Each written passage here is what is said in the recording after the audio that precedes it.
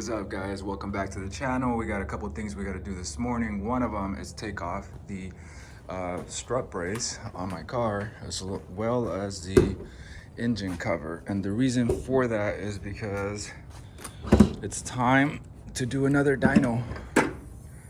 So the last, those of you that don't know, the last dyno, and I'll post a little clip up here, the car put down 664 wheel, and the torque was not measurable. And the reason why is because they were having a very hard time getting the clamps on the coils because of the engine cover. And the only way to take the engine cover is to take off the fucking brace. So luckily, people don't know this, but when I installed my brace on the Supercharger, I modified it right here. So I am able to take this brace off without touching anything else, which is what you should be able to do. But if you don't do that, you have to take off the intake tubing, and you have to remove these clamps here just to be able to take off the brace to get to this bolt. And not only that, but this nut right here doesn't even clear the supercharger intake. So you would have to kind of slice this off a little bit. It's a pain in the ass. It's not worth it. Trust me, the easiest way is to just modify it right here and be done with it. So this shouldn't take too long. I'm gonna take the cover off so the guys don't struggle putting the clamps on and we can get an accurate torque reading.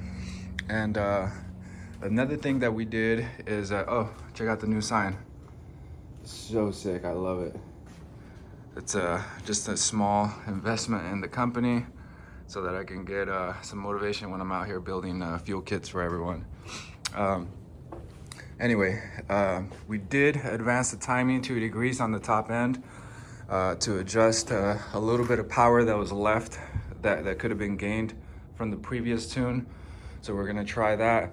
The original wheels are back on, not original, but the 20s, because that's the way I dynoed it last time. So I want accurate numbers. I don't want to run the drag pack and then it changes things. There could be more resistance on these tires than that. So I want good comparisons. I'm all about having accurate numbers. I want to know if we improved the tune or if we made it worse. And the only way to do that is to keep everything the same. My ethanol content right now is at 43-ish. And last time I dynoed, it was at 42. So we're only a point off. It shouldn't affect anything. The one thing that we did change is the meth is spraying at the very top end, only from 5.5 pounds of boost and onwards, whereas before it was spraying at 3, I believe, which made it too rich on the bottom end. But we're gonna see what those changes put out. Now, just so you guys know, I already know ahead of time that it should be slightly better numbers based on my data logs that I've ran, because ODB Fusion does provide you with the crank horsepower output, and it did show a little bit higher numbers. So I'm expecting good things, but you can't trust those things. So we're gonna see if the tune is the real deal. But I think Rafi might have dialed this in. This might be the last tune that I run on this car as far as how much we can squeeze on this setup without having to go higher on the ethanol. And by higher, I mean full E85, Tundra injectors, Hellcat fuel pump, and the whole 9 yards. Right now, just so you guys know, the reason I like the E40 blend is because I can put some E85 in some jugs and drive the car to Vegas with no issues. If I go full E85, it's gonna be a nightmare. I'll literally need a support vehicle to drive with me just to carry E85 across state lines. But right now, this is very convenient for me. All right, so the brace is off, engine cover is off, and there's a little bit of residue from the powder coating of the brace. That's from rubbing. I think that happens to everyone. So maybe we can figure out how to shield that a little bit when I reinstall it. And there's a little bit of wear right here as well. But all right, so now we got to get these tying back up. I'm kind of running out of time. I should have done this last night, but I wanted to document some of it for you guys, so I wanted to do it in the daytime. But now I'm having a rush, which is kind of annoying. All right, one thing that I realized that's a little bit annoying is I use a magnet to get these screws out so that they don't drop in the engine. So I just loosen them, I leave them right here up top, and I use a magnet. But the washer is stainless, so you can't retrieve the washer with the magnet. You have to, fuck me, you have to use a hook. All right, well, I'm gonna try to fish that nut back right now.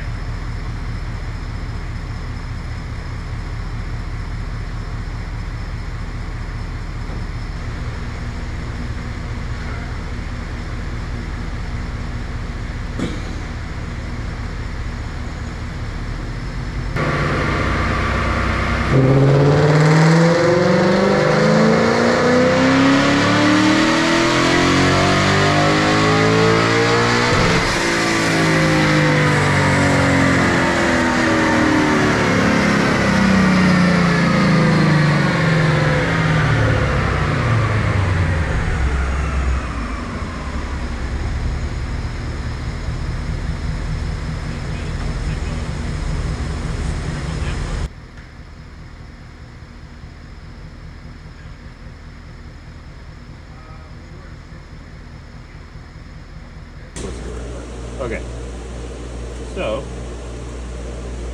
it's up. You can tell he added timing. Like it's Red is the last one? Red is, yeah, last time you were here in November. So that's like a little bit better mid now? Yeah, it's what is that, 12 wheel, about 15 wheel, a little bit more. So that it's liking it, especially right here. I mean, that's up 31 wheel. Okay. But then it pulled it. So it either thought it pinged, or I don't know. Your log will tell you. Okay. But for it to go and then drop like that, it thought it pinged, or it did something and it pulled time. Okay.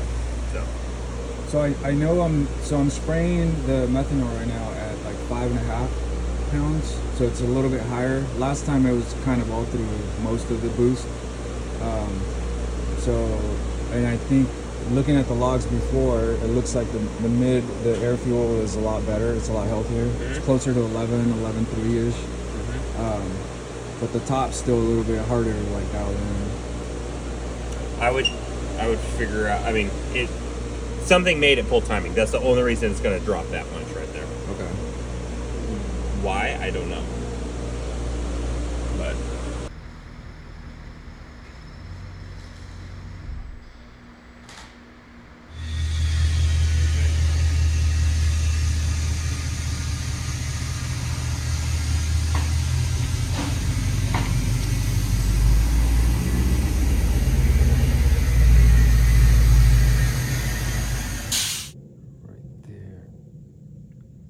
there it is. Come on. No, I'm stuck. Okay, got it. Oh, come on. Just let us have this win. This is like getting one of those teddies from those fucking arcade machines.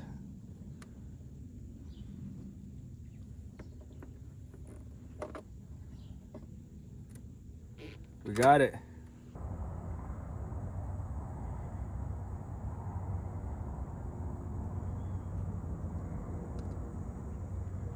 All right, guys, we're back from the gym. So one thing that I found out is that it's the little things that make or break a build. And we started finding that out when all those little things piled up into one big problem. Problem number one, no boost.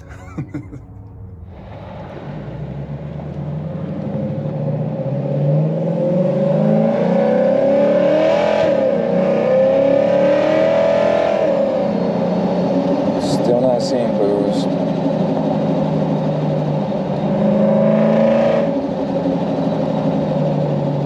guys hear the fluttering, that normally means that there's a vacuum leak somewhere. It should be a steady blow-off valve release. I could hear the car building boost, but I wasn't seeing any boost. And I was hearing a lot of surge on the compressor, which meant that the blow-off valves were not opening. The blow-off valves will not open if they don't see vacuum, which means you have a vacuum leak somewhere. So that was the first thing I had to track. So if you guys are wondering why my vacuum block is capped off, it's because it became more of a pain in the ass than anything that would help out in the long run. It's still sitting there because I'm still undecided if I want to try it again. But at the time, I wanted to hook up everything as simple as possible so that I didn't have to chase any problems. Problem number 2, an unlimited amount of small boost leaks everywhere. 1, because I didn't tighten the couplers as much because I was scared to crack the carbon, which is perfectly fine. So I advise you guys to do the same thing. It's better to go back and re-tighten things after than to find out the hard way that you crack some of your carbon. The other issue was having a small leak on my intercooler, which I fixed with some JB Weld. And as you guys already know, the biggest of the leaks, which wasn't a leak, was 4 to 5 pounds that was MIA due to having a larger pulley set.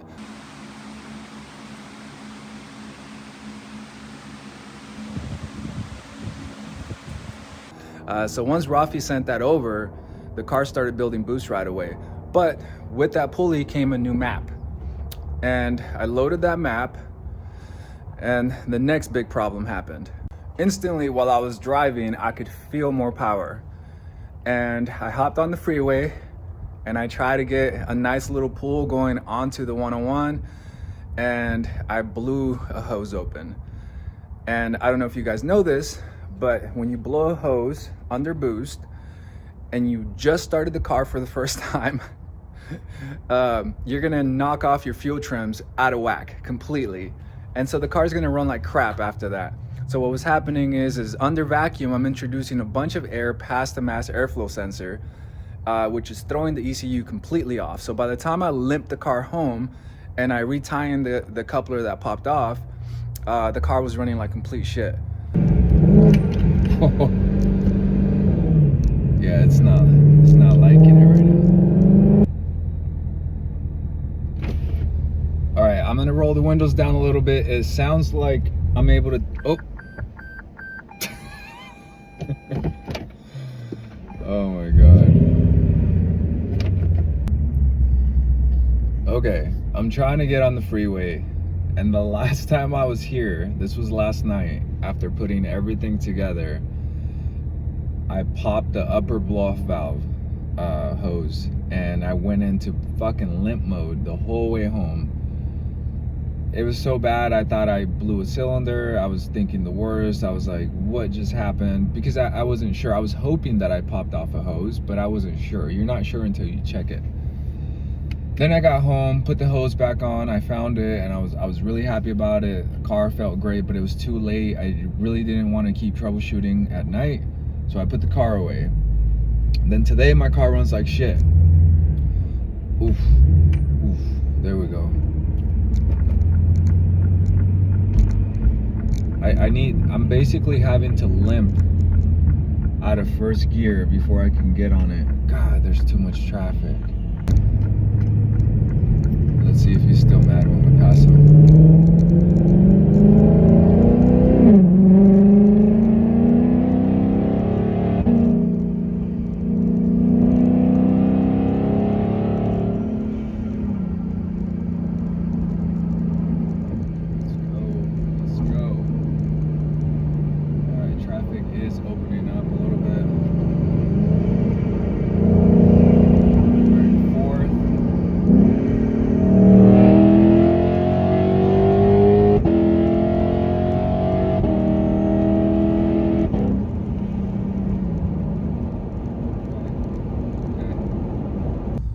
Okay, so after driving for a while in the daytime, like nothing happened, nothing changed. I was still stalling on first gear. Now, look at this. After starting it, I went to get groceries. No stalling. So I think the relearn happens on the next startup, not necessarily while you're driving. So luckily, a good tuner will let you know that it's not a big deal and to just keep driving the car and to trust the process, which I did. And so after I spoke to Rafi and he gave me some assurances, I just kept driving the car, literally stalled everywhere. And it went from stalling everywhere to not stalling if I babied the throttle. And then it went from that to stuttering every once in a while. And finally, the car started driving good. So I actually did my braking period with the larger pulley. So by the time I got the smaller pulley in and swapped the belt out, load the new map in, I didn't have a braking period to go through, which is, I think Rafi said drive it for about 60 miles before doing a little bit higher pulls, and to keep an eye on the AFR ratios to make sure that the car is not running too lean. Too rich, not a big deal. Too lean, melt your pistons. So after going through the relearn process and letting the car know that the car is good and there's no leaks anywhere, my fuel trims go back to normal, the car starts running good. Now it's time to do some draggies. And during those draggies is when we found out that the car is running lean at the top end.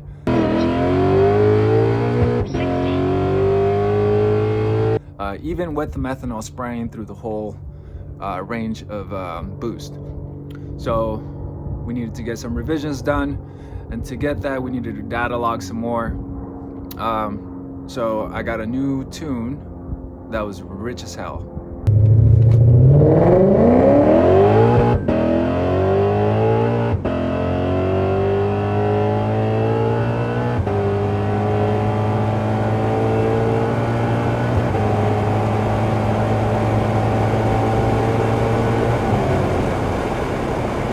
But better rich than lean, they say, right? Based on these numbers, talking to Joe at Quartz Performance, there is some room for some extra horsepower at the top end. And it's very exciting because that leaves a little bit of room to experiment some more and to keep digging. And that also leaves this a little open-ended so that we can have some more content later. Squeeze everything we can out of this build and have some fun. I do want to thank everyone that's been keeping up with the series, everybody that subscribed and liked and comments constantly. Thank you guys so much. Thank you for sharing the videos. This is not the end of the content for this car, not by a long shot. There's a lot of good stuff coming. Now that we got the install out of the way, the fun part's coming. So don't forget to drop a comment, let me know what you guys think, and let me know what you guys want to see in the future.